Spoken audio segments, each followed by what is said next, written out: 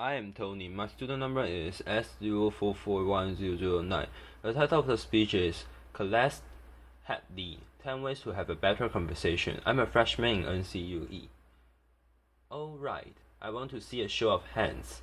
How many of you have unfriended someone on Facebook because they said something offensive about politics or religion, childcare, food, laughter? And how many of you know at least one person that you avoid because you just don't want to talk to them? Laughter. It used to be that in order to have a polite conversation, we just had to follow the advice of Henry Higgins in My Fair Lady, stick to the weather in your house. But these days, with climate change and anti-vaccine, those subjects, laughter, are not safe either. So this world that we live in, this world in which every conversation has the potential to devolve into an argument, where all our politicians can talk to one another, and where even the most trivial of issue have someone fighting both passionately for it and against it. It's not normal. Pew Research did a study of 10,000 American adults, and they found that at this moment we are more polarized. We are more divided than we ever have been in history. We are less likely to compromise, which means we're not listening to each other, and we make decisions about where to live, who to marry, and even who our friends are going to be, based on what we already believe. Again, that means we're not listening to each other. A conversation requires a balance between talking and listening, and somewhere along the way, we lost that balance. Now, part of that is due to technology. The smartphones that you all either have in your hands or close enough that you could grab them really quickly. According to Pew Research, about a third of American teenagers send more than 100 texts a day, and almost most of them, are more likely to text their friends than they are to talk to them face to face. There's this great piece in the Atlantic. It was written by a high school teacher named Paul Barnwell, and he gave his kids a communication project. He wanted to teach them how to speak on a specific subject without using notes, and he said this: I came to realize that conversational competence might be the single most overlooked skill we fail to teach. Kids spend hours each day engaging with ideas and each other through screens, but rarely they have an opportunity to hone their interpersonal communication skills.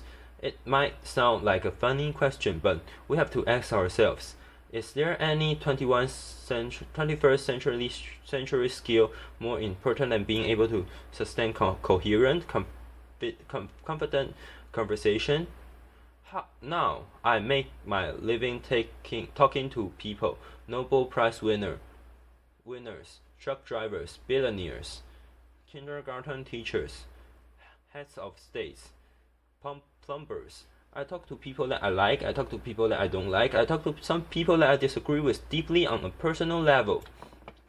But I still have a great conversation with them. So I like to spend the next 10 minutes so teaching you how to talk and how to listen. Many of you have already heard a lot of advice on this. Things like look the person in the eye, think of interesting topic to discuss in advance, look, nod, and smile to show that you're paying attention, repeat back what you just heard or summarize it. So I want you to forget all of that. It's a crap, laughter. There's just no reason to learn how to show you're paying attention if you are in fact paying attention. Laughter. Applause. No, I actually use the exact same skills as a professional interviewer that I do in regular life. So I'm going to teach you how to interview people, and that's actually going to help you learn how to be better conversationalists. Learn to have a conversation without wasting your time, without getting bored, and please God, without offending anybody.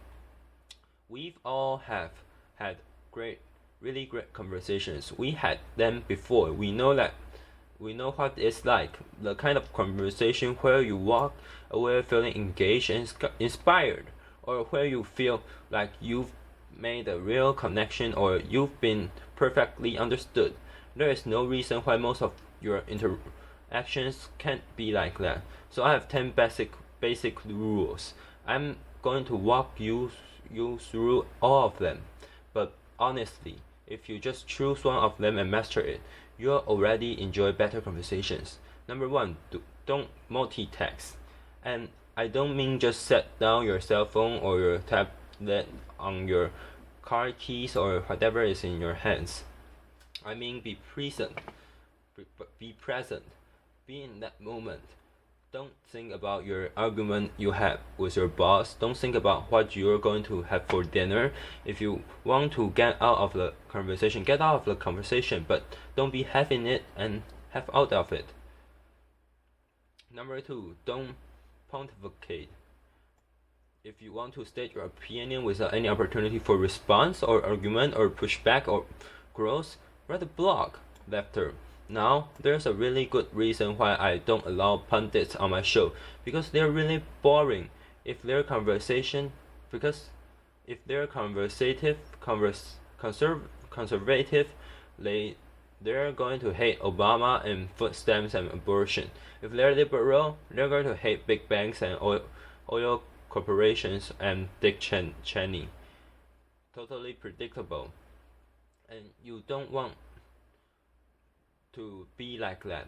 You need to enter every conversation assuming that you have something to learn. The famed therapist M. Scott Peck said that true listening requires a setting aside of oneself, and sometimes that means setting aside your personal opinion.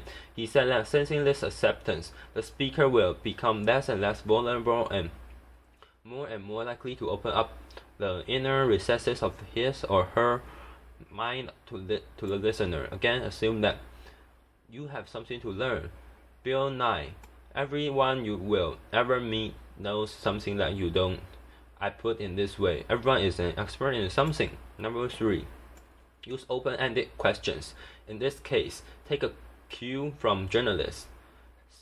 Start your question with who, what, when, where, why, or how. If you put in a complicated question, you're going to get a simple answer out. If I ask you, were you terrified? You're going to respond to the most powerful word in that sentence, which is terrified. And the answer is yes, I was, or no, I wasn't. Were you angry? Yes, I was very angry. Let them describe it. They're the one that know. Try asking them things like, what was that like? How did that feel? Because then they might have to stop for a moment and think about it. And you're going to get a much more interesting response. Number 4. Go with the flow. That means thoughts will come into your mind and you need to let them go out of your mind. We've heard interviews that often in which a guest is talking for several minutes and then the host comes back in and asks a question which seems like it comes out of nowhere or it's already been answered. That means the host probably stopped listening 2 minutes ago because he thought of this really clever question and he was just bound and determined to say that. And we do the exact same thing. We're sitting there having a conversation with someone and then we remember that time that we met Hugh Jackman in a coffee shop. Laughter. And we stop listening. Stories and ideas are going to come to you. You need to let them come and let them go. Number 5, if you don't know, say that you don't know. Now people on the radio, especially on NPR, are much more aware that they're going on the record and so they're more careful about what they claim to be an expert at and what they came to know for sure. Do not err on the side of caution. Try not to be cheap. Number 6, don't equate your experience with theirs. If they're talking about having lost a family member, don't start talking about the time you lost a family member. If they're talking about the trouble they're having at work, don't tell them about how much you hate your jobs. It's not the same. It is never the same. All experiences are individual. And more importantly, it's not about you. You need to take that moment to prove how you don't need to take that moment to prove how amazing you are or how much you've suffered. Somebody asked Stephen Hawking once what his IQ was, and he said, "I have no idea. People who brag about their IQs are losers." Laughter. Conversations are not a promotion opportunity. Number 7, try not to repeat yourself. It's condescending and it's really boring, and we tend to do it a lot, especially in work conversations or in conversations with our kids.